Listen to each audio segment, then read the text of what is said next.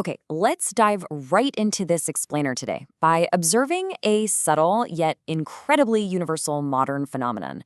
We're looking at why a relationship can continue without an immediate reply, exploring this fascinating concept of asynchrony and the structure of return. It's a topic that really shapes how we understand connection, distance, and, well, time itself. Picture this. You've sent a text, no reply, no meeting, literally no contact for some time. In our modern digital world, an unanswered message or a prolonged silence is almost always immediately taken as a negative signal, right? We see that little read receipt or that online status, and when nothing comes back, that absence feels pretty absolute. And, you know, this naturally leads us to a pretty profound question about the systems we use to communicate. Has a relationship already ended just because there's no reply? It's like we've been conditioned by the very architecture of our screens to measure a relationship's strength through a highly specific sequence. It goes like this. A delayed reply automatically translates into a perception of less interest. And from there, we just assume it's a weaker relationship. Basically, response speed becomes this continuous, nonstop metric of someone's attention. But here's the thing. We really have to detach those two ideas from one another. Response speed and the actual strength of a relationship are absolutely not the same thing. The person on the other end might simply be living within a totally different rhythm right now. Maybe they're managing a heavy burden, or they just need a completely different pace to recover. So let's break this down a bit in section 1, synchronous versus asynchronous relationships. When you think about a synchronous relationship, it relies heavily on constant, immediate responses, just to remain visible. You make contact, get an immediate response, have mutual confirmation, and boom, visible connection. But when that response stops, the connection seems to just vanish. Now, an asynchronous relationship, that operates entirely differently. It actually incorporates that period without contact directly into the relationship itself. The time difference, the pause, it's all part of a structure that eventually leads back to a return and a renewed relationship. Which brings us to this really crucial takeaway. Continuity does not always mean the communication never stops. It doesn't have to be an endless, unbroken stream of data. Actually, true continuity might simply mean that a pathway remains open even after active communication pauses. So what does this all mean for asynchrony? Well, asynchrony isn't merely about replying late. That's a huge misconception.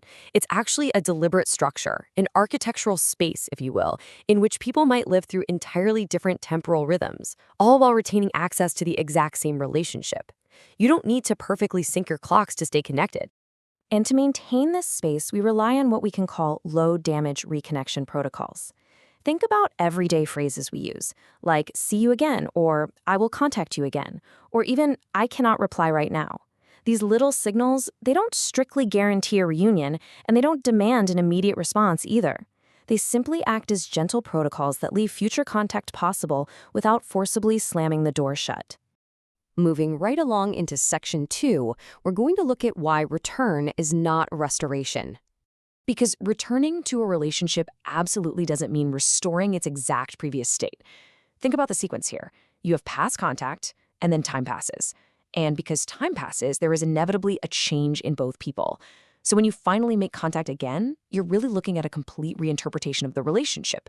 Your memories and expectations just aren't what they were. To put it simply, return is the contact of changed people with a relationship that existed. It's a really beautiful way to think about it. That new contact generates a totally new layer of meaning, rather than just forcing some awkward attempt to repeat the past. All right, section 3, let's look at scaling this concept up. Institutions, organizations, and AI. Let's zoom out and think about society at large for a second. We are surrounded by systems demanding synchronization. Think about it. Reply by a deadline, attend at set times, continuously demonstrate output, maintain constant visibility.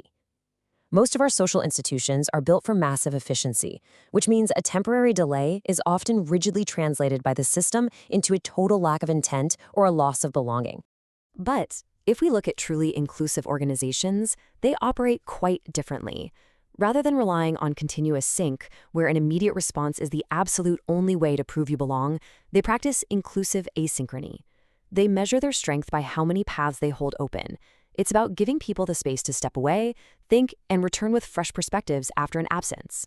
And this idea actually ties into a fantastic quote from reflective humanism. Records are left not to return to the same answer, but to re-question from a different point. This applies perfectly to our modern dialogues with AI. When we leave records or chat histories, we shouldn't just be freezing our past selves in place. We leave them so we can return to them later, having changed, to question things from an entirely new vantage point. Which leads us to treating AI as an atmosphere. What does that mean? It means viewing it as a transparent, non-interfering environment that reflects our changing cognitive state without imposing meaning on us. It becomes this space of quiet observation where you can pause your thoughts, go out, experience the friction of real life, and then return to reconnect with your original inquiries. The AI doesn't demand you stay perfectly in sync. It simply holds the space open for your return. So, as we wrap up this explainer, I want to leave you with this question to chew on. Is a relationship, any relationship, truly sustained by continuous, immediate replies? Or is it sustained by the open space we leave, that deliberate, architectural space, allowing a path for us to touch again after a long time? Definitely something to think about.